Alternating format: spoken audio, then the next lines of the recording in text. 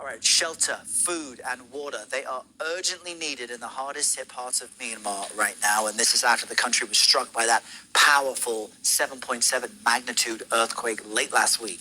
The death toll has now surpassed 2,700. It is still expected to rise. Meanwhile, in neighboring Thailand, rescue workers really are in a race against time in the search for survivors.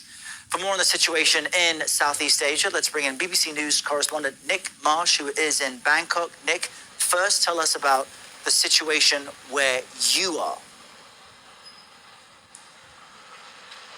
Well, as you can see behind me, this is the wreckage of what was supposed to be a new government building. It was supposed to be a 30-story tower block. That came down in a matter of seconds on Friday after that devastating earthquake 800 miles away in Myanmar. Dozens of construction workers are still trapped underneath. We've had confirmation of 14 fatalities here. But really, the mood on day 5 of this operation has shifted, it has to be said. The Thai authorities have all but admitted that the chances of retrieving anyone alive from under this mountain of rubble have become very slim indeed. They said that they're going to continue for as long as it takes, but so far no signs of life have been detected. And unfortunately for the families who have gathered here, this has gone from being a search and rescue operation to pretty much a search and recovery operation. And Nick, considering it's that bad where you are, how much worse is it hundreds of miles away in the epicenter in Myanmar, where they have even fewer rescue resources? Well, from the limited information that we're getting coming out of Myanmar, the picture is bleak. I mean, it's very difficult to get an exact handle on what's going on because Myanmar is controlled by a military regime that tries not to let much information get out of the country. For example, we're monitoring the situation from here in neighboring Thailand. International journalists aren't allowed into the country. At the moment, the official death toll is around 2,700, but we know that Myanmar's military regime has a history of trying to conceal the true scale of its natural disasters that's happened before in the past. We do have a team of our BBC colleagues from the BBC Burmese service who are based in the country. They've managed to get to the capital, Naypyidaw. They've also just managed to get to Mandalay, the epicenter of this earthquake, and the images and the reports that they've been sending back is basically a picture of absolute devastation. They say that they can smell the bodies under certain parts of rubble, but no rescue work is happening there. Such is the scale of this disaster and the challenge ahead. International aid is coming in, international rescue teams have come in, but there is a fear that that's not enough, and that secondly, the military regime might use aid as a weapon against its enemies, these ethnic armed militias which control different parts of the country. There have been reports that aid has been blocked at checkpoints which are entering rebel-held areas. We know that the regime, less than 24 hours after the earthquake, was airstriking rebel-held territory just 50 miles away from the epicenter. So a really bad picture in Myanmar. Boring to hear. Nick Marsh. All right, Shalom. First and foremost, I'd like to give all praise, honor, and glory unto Yahweh, Bahashem Yahushai, Bahashem Rachak and of honor to the apostles, a great millstone, and peace and citations to the hopeful members of the elect, the Bukharim, the house of David, that's been preordained, predestined, to get delivered in these last times, and to be the ruling, governing body of the nation Yashala. And you just saw a video, earthquake has hit Myanmar. Let me pull up a map to show you where Myanmar is.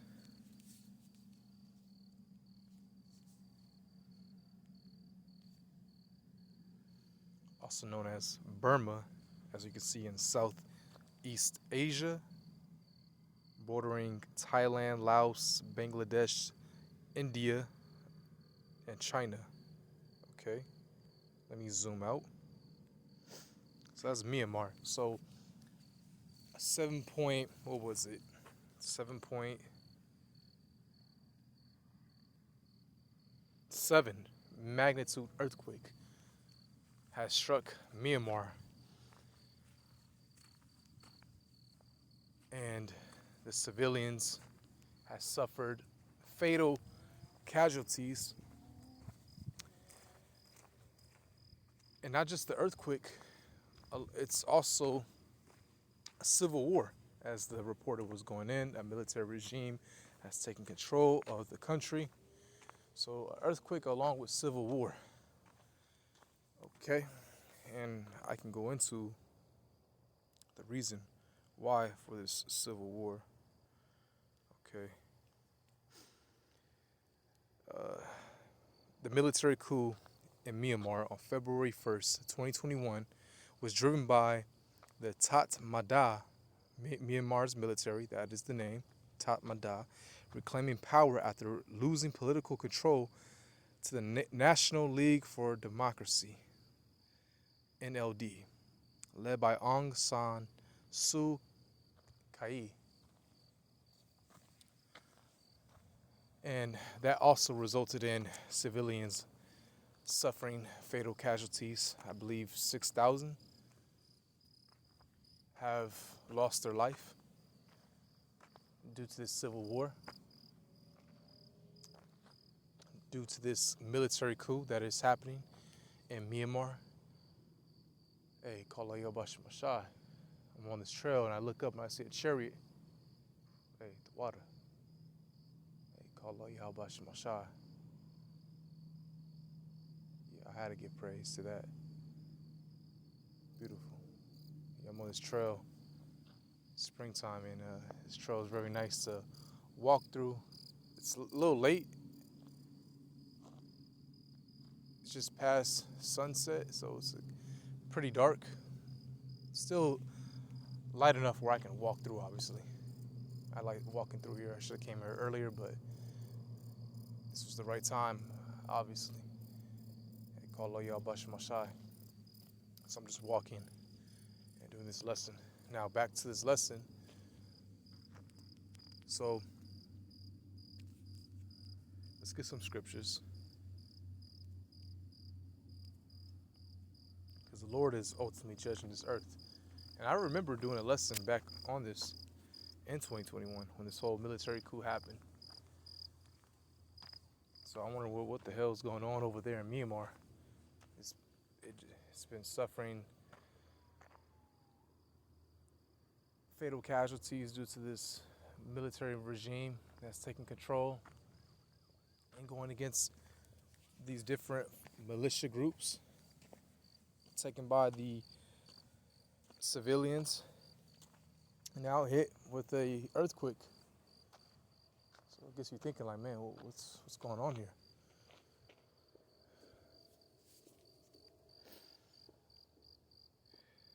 So let's get Matthew. Actually, I'll go to my highlights.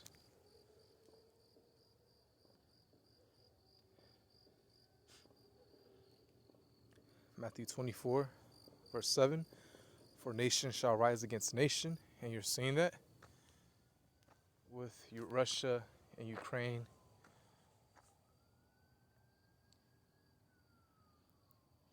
You had just recently Israel going against the people in the Gaza Strip.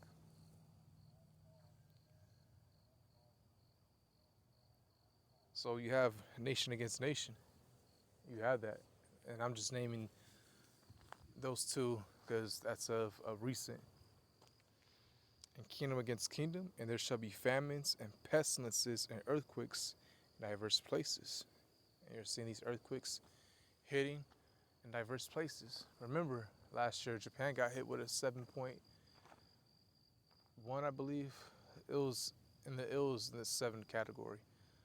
A 7 magnitude earthquake that hit Japan last year on the first day of New Year's, so-called. Because we know New Year's is really in the springtime, in the month of Abib, in the Hebrew.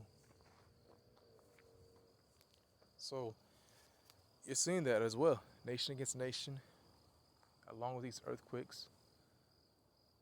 Also speaks of rumors of wars, and you hear these rumors of wars of Israel versus Iran. They said that war can issue out, and it's very imminent. And we know that it's all prophecy leading to World War III.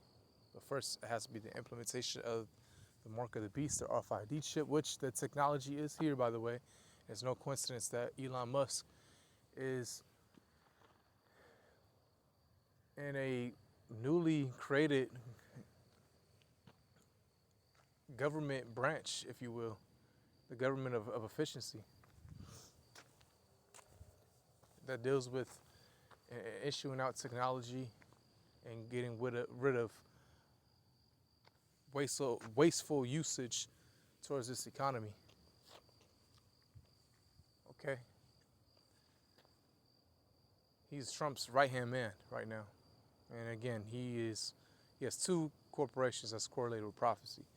The Neuralink RFID chip, brain implants, and the Space Force. Well, the SpaceX, which, remember, Trump incorporated a newly military branch, the Space Force. So he's definitely going to use Elon Musk's technology. And then you have another rumor of war, China invading Taiwan. That's in the talks. A little bit, and I can do a lesson on that. Okay. So things are happening. And it's very interesting times.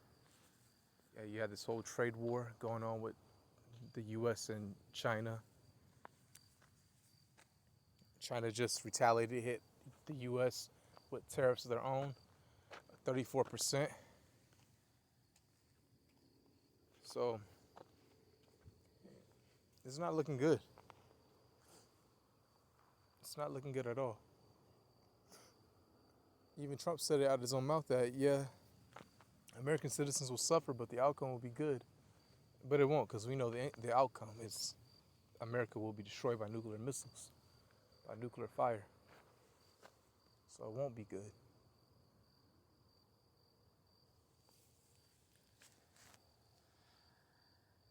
Let me see if I had anything else. Amos 3 verse 6. Shall a trumpet be blown in the city, and the people not be afraid? Shall there be evil in a city, and the Lord hath not done it?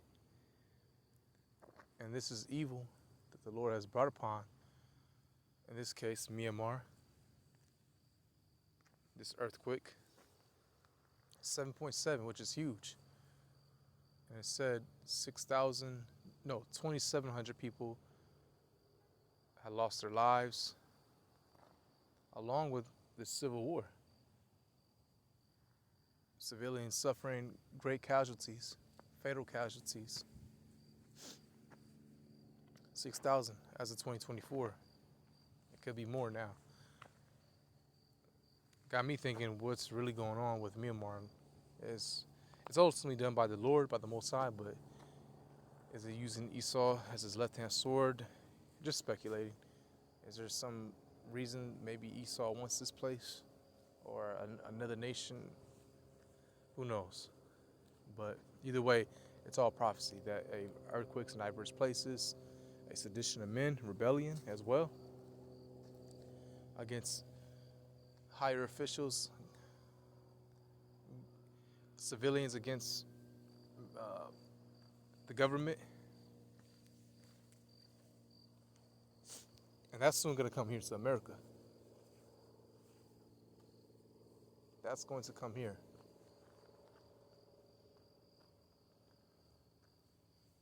Once people start seeing hyperinflation with these prices, people are going to go crazy.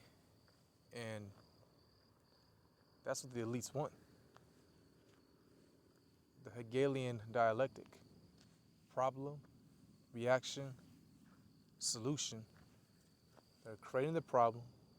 The reaction is civilians taking up arms, burning down cities, something physical. And then the solution will be the military coming in or some type of militia coming in taking these civilians that's doing all this, destroying the cities, the infrastructure, labeling them as terrorists, locking them up, putting them in FEMA camps, and ultimately the chip, that's the main solution. In order to live within Esau societies, you have to take that chip, and these smart cities are in the process of being built. There's no coincidence that these certain places have got burned by these orchestrated fires. The Pacific Highway, for example, in California and Hawaii. These were targeted places. They want to build their smart cities, set them up, and in order to live within their borders, you have to have that chip. In movies, they show you this. You can watch the movie with Vin Diesel, Babylon 2000 AD, and they show you that and able to get into the city and able to get to America, he had a chip. Okay?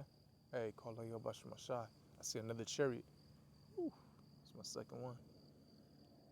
The water, Yobash Mashai. The water.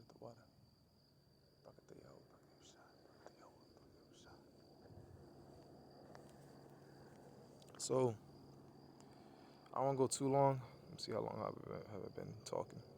16 minutes. I'm in and off here. Keep your eyes on the news. There's trade wars going on. That's gonna lead to something. Eventually, all that hell will break loose. And stay prayed up. That Shalom.